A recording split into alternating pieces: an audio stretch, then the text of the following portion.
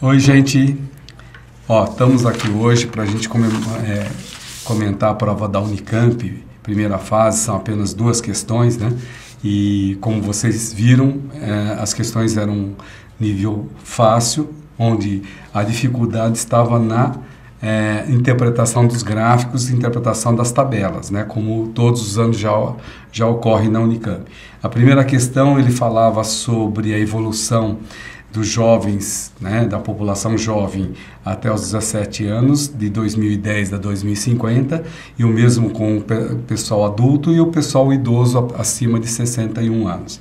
Então, nessa primeira questão número 9, bastava que o aluno, né, no item A, ele perguntava qual era mais ou menos o ano, né, em que a população jovem iria superar a população a idosa ia superar a população jovem. E era só fazer uma regrinha de 3, os 2 triângulos semelhantes aí, né? Em 2030 e até 2040, vocês conseguiam montar uma semelhança de triângulo, e aí você calculava o valor 2032,94. Significa que durante o ano de 2032, né, a população, no caso idosa, irá superar a população jovem, né? Então, esse era o item A. No item B, não dependia do item A. Então, se o aluno, mesmo que tivesse dificuldade no item A, era só ver a variação de 2040 a 2050, o que aconteceu com a população total.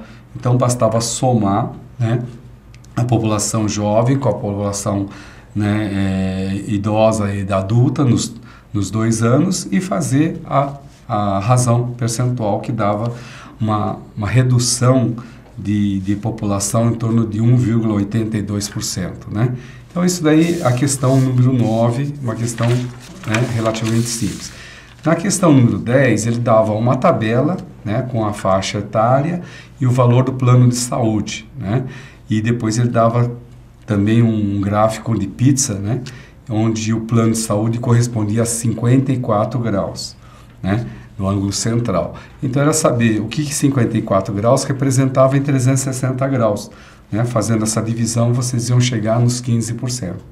Aí era calcular 15% de 8 salários mínimos.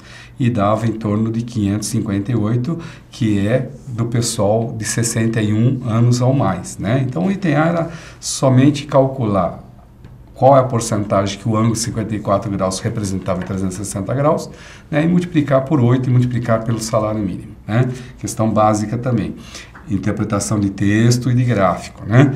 No segundo item, ele queria uma função que representava o comprometimento do rendimento mensal de uma pessoa com o plano de saúde, né, e deu uma pessoa com 56 anos.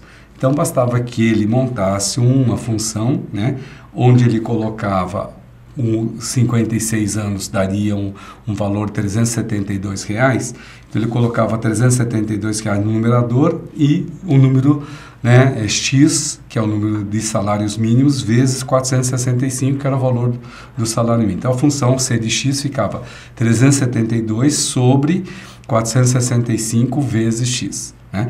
E aí ele começava a jogar o valor x igual a 1, dava 80%, x igual a 2 dava 40%, x igual a 3 daria 26,6%, e aí ele conseguia completar a tabela, né, com x igual a 4 igual a 20 e x igual a 5 igual a 16. Aí ele colocava esses pontinhos no gráfico, dava uma curva hiperbólica, né, uma hipérbole, e aí ele desenhava ligando esses pontos aí e corria para o abraço, né? Que era uma questão meio fácil aí. Então, você verifica que a Unicamp, sempre nas primeiras fases, ele tem exigido do aluno, né, um conhecimento bem básico da matemática, mas sem decoreba de fórmula, sem conhecimento muito específico, né? O que privilegia o aluno de todas as áreas, como são os alunos que fazem a primeira fase, né? Espero que você tenha ido muito bem.